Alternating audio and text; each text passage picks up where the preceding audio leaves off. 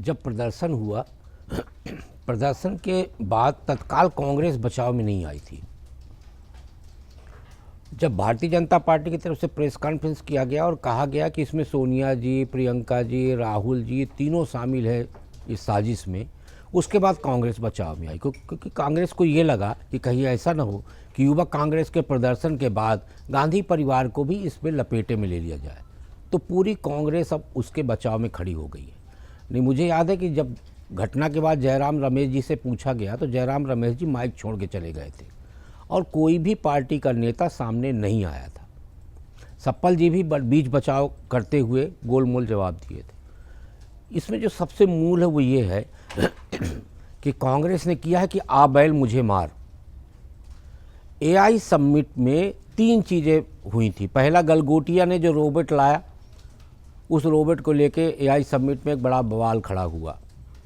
फिर जब प्रधानमंत्री जी का एआई समिट में जाना हुआ तो प्रतिनिधियों को बाहर कर दिया गया।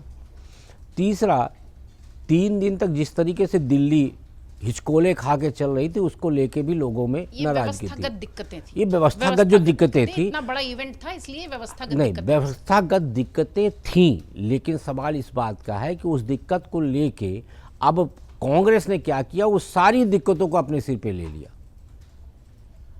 सबसे महत्वपूर्ण ये है कि यदि भारत सरकार की तरफ से जो हालिया बजट प्रस्तुत किया गया और उसमें उन्होंने कहा कि हम 2047 में विकसित भारत बनाने के एक लक्ष्य को, एक संकल्पना को लेकर आगे बढ़ रहे हैं, तो उसके लिए आपको ज़रूरत पड़ेगी कि विश्व के साथ आप कदम ताल मिला के चलें। आज अमेरिका हो गया, यूरोप हो गया और एशियाई कंट्री हो गए, उनके बीच में एक तकनीकी स्पर्धा चल रही है। उस तकनीकी स्पर्धा में भारत कैसे शामिल हो। एआई समिट में 125 देश के प्रतिनिधि, राष्ट्राध्यक्ष शामिल हुए थे, बड़ी बड़ी आईटी कंपनी के लोग भी आए हुए थे। उस जगह का चयन करके कांग्रेस ने गलत किया। मतलब समिट के अंदर जाके प्रदर्शन करना उचित नहीं था।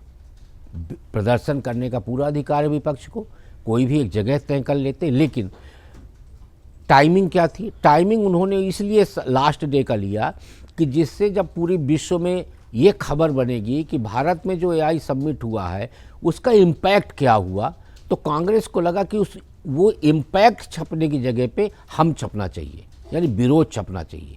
इसलिए 20 तारीख का डेट तय किया गया। और ये साजिश मैं इसलिए कह रहा हूँ क्योंकि ये पूर्व नियोजित था। युवा विंग के जो कांग्रेस के वो हैं, उन्होंने कहा भी इस बात को कि हमने प्लानिंग की हुई थी, क्योंकि आपका जो टी-शर्ट जो है कुछ घंटों में नहीं छप जाती, और उसके बाद आपने पूरा एक प्लान तैयार किया कैसे हमें क्यूआर कोड लेना है, कैसे हमें रजिस्ट्रेशन करना है, कितनी संख्या में लोग जाएंगे और वहाँ जाके हमें क्या करना है। ये बिना प्लान के नहीं होता।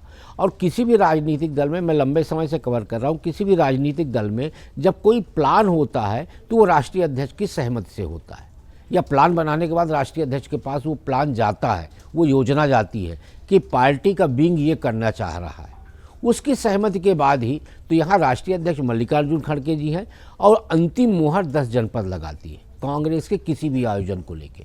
तो इस बात से इनकार नहीं किया जा सकता कि ये जो प्रदर्शन हुआ एआई समिट भारत मंडपम के अंदर, उसकी जानकारी राहुल गांधी जी को नहीं थी। अगर आप ये वीडियो YouTube पर देख रहे हैं तो हमारे चैनल को सब्सक्राइब कर बेल आइकन दबाएं, और Facebook पर देख रहे हैं तो हमारे पेज को लाइक करें।